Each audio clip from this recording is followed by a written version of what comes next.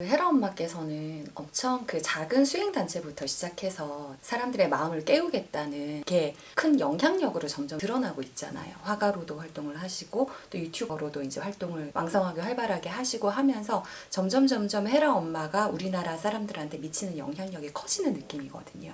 자기가 뜻하는 바를 그러니까 세상에 현실적으로 구현하는 이 힘의 그 원천에 대해서 여쭤보고 싶습니다. 그게 신성 에너지죠. 나약한 자, 나는 아무것도 아니고 아무 힘이 없다고 무능력한 약자인 나의 상태에서는 내 에너지장은 작아요. 근데 그런 나를 자꾸 인정하고 그 약자의 아픔을, 아무것도 할 수 없는 아픔을 나라고, 그 아파서 저 벌벌 떠는 나, 아무것도 할 수 없어서 벌벌 떠는 약자의 두려움이 나라고 계속 인정하는 게 이 마음공부거든요. 그걸 나라고 인정하고 온몸으로 받아들여서 그 아픔을 그냥 완전히 나라고 흡수하고 그러면 에너지장이 커져요. 점점. 17년간 돌을 닦아서 그 에너지장이 이렇게 커지고 있는 거예요.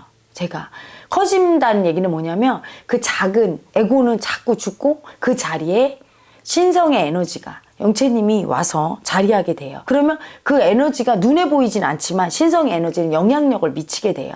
무의식에서 점점 현실화되죠. 모든 일이 일어날 때 무형에서 유형으로 일어나요. 예를 들어 비행기가 지금 만들어져서 지금 막 다니죠, 그렇죠? 그럼 비행기는 어디에서 생겼을까? 인간의 상상력에서 만들어진 거야. 먼저 보이지 않는 인간의 마음에서, 마음 한 자락에서 시작된 거. 날고 싶다, 이 마음 한 자락에서. 날고 싶다 누가 생각했어. 그러니까 인간이 나르려면 날개를 만들어 달아야 돼? 뭐 이렇게 하다 보니까 그렇게 비행기도 생긴 거예요. 누군가 1인용 경비행기를 만들었는데 그게 점점 커져서 이제는 안에서 기내식도 주고 그 거대한 쇳덩어리가 하늘을 날아다닌다는 걸 어떻게 조선시대 사람 같으면 믿을 수 있겠어요. 그렇죠? 어마어마하지. 근데 그런 어마어마한 일도 그 마음 한 자락에서 시작돼요. 날고 싶다. 그 날고 싶다는 마음을 인정해주고 오랫동안 인정해주면 그게 결국 실현이 되는 것 같아요. 그 마음을 인정해주는 작업이 뭐냐 하면 바로 이 마음공부죠. 여러분도 와서 오직 한 건 딱 하나밖에 없을까? 내 마음이 올라왔을 때 그걸 인정해라. 날마다 제가 한 강의가 인정해라. 저도 제 마음을 인정하는 쪽으로 계속. 그래서 내 마음에 어떤 걸 인정해 왔냐면 처음에는 제 인생을 구하고 싶었어요. 너무 아프고 이 세상에서 제일 아프고 불쌍한 여자인 나 자신을.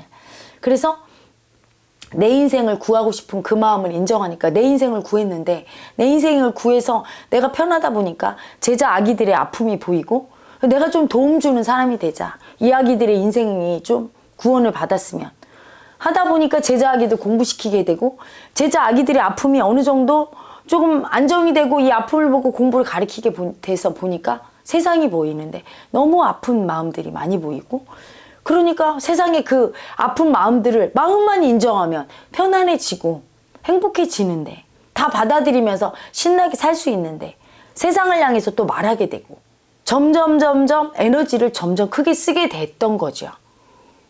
마음 한 자락에서 구원하겠다는 마음이 나를 구원하는 마음이 사실은 알고 보면 내가 세상임을 알아가는 거니까 이 공부가. 내가 우주임을 아는 공부이기 때문에 세상을 구하는 쪽으로 에너지 영역이 이렇게 확대되고 있는 거예요. 그래서 사람이 이 공부가 되면 저절로 머리로 누구를 도와야지 구원해야지 할 필요가 없어. 저절로 에너지 영향력이 커지면서 세상을 구원하게 돼요. 그건 구원한다는 생각도 없어. 그냥 내가 필요에 의해서 목마르면 물을 마시는 거와 같아요. 예전에는 목말라도 그걸 참을 수밖에 없다고 느껴. 박 참거나 물이 여기 있는데도 그걸 먹을 수 있는 힘이 없었다면 이제는 목이 마르면 물 먹으면 되지. 이런 것처럼 너무나 자연스럽게 그 일을 하게 돼 있어요. 뭘 이게 엄청난 일이라는 생각도 안 하고 대단하고 뭘 한다는 의식도 없이 저절로 해요. 왜? 세상이 나니까.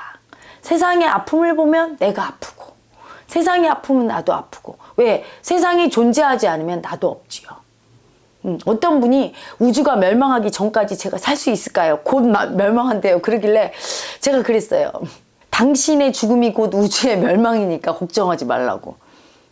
우주의 멸망과 내 죽음은 하나죠. 그렇죠? 그래서 세상의 멸망이 곧 내 죽음이고 내 죽음이 세상의 멸망이야. 나와 세상은 뛸래야 뛸 수가 없어. 그래서 나의 구원이 세상의 구원이라는 거를 알게 되지요. 그래서 모든 사람들이 자기 구원하러 와서 이 공부를 하다 보면 세상의 아픔과 내 아픔이 하나고 내 구원과 세상의 구원이라는 걸 하나로 알 정도로 에너지장이 이렇게 넓어진 그 시점에 자기도 모르게 세상을 구원하는 일을 하고 있어요. 그 일을 하면서 세상 구원이란 생각 안 하죠.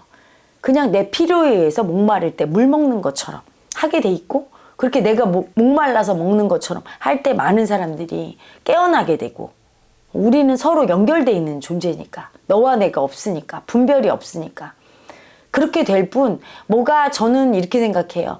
그때와 지금이나 해라는 변한 게 하나도 없어. 그때가 몇 명 되지 않은 아기들을 놓고 내가 강의할 때도 나는 최선을 다했고, 지금 몇백 명 모이고 그리고 몇만 명 구독자가 보는 이런 촬영을 하거나 할 때도 나는 늘 최선을 다하고 있고, 왜냐하면 나는 인간의 눈이 중요하지 않아요.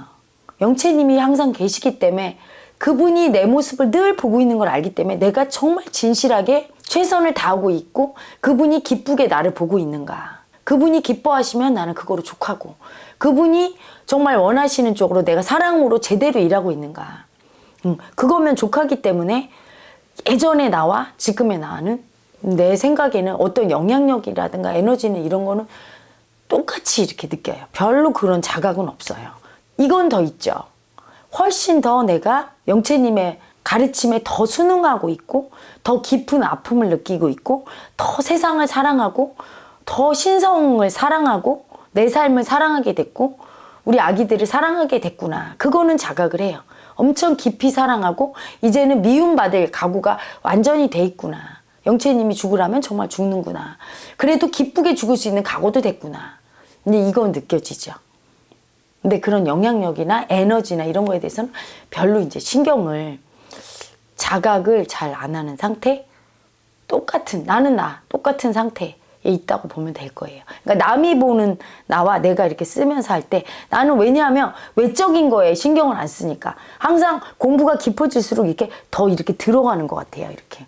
그래서 지금의 내가 옛날에 나를 생각하면, 아, 참 교만했구나, 참 몰랐구나, 이렇게 생각이 들고, 또한 내일이나 모레나 며칠 지나면 또 그러겠지. 아유, 헤라가 교만했구나, 좀 뭘 몰랐구나, 이러겠죠. 깊이 들어갈수록 사람이 그런 어떤 영향력이나 외적인 것보다는 더 깊은 사랑과 아픔을 느끼고, 그런 거 일체를 생각하지 않고 그냥 온전히 내가 할 일, 내 사명, 거기에 집중하는 것 같아요. 그렇게 될 때 사실은 진짜 에너지가 세지는 거죠. 벌써 남에게 보여지려고 하고 남을 신경 쓸 때는 에너지가 약해요. 근데 오직 남이 뭐라고 하고 내가 에너지를 어떻게, 영향력이 큰지 작은지 이런 거 없이 오직 집중되게 내 일을 한다면, 사명감을 갖고 한다면, 그게 가장 에너지가 세고 영향력이 큰 길이 아닐까, 그렇게 생각하죠.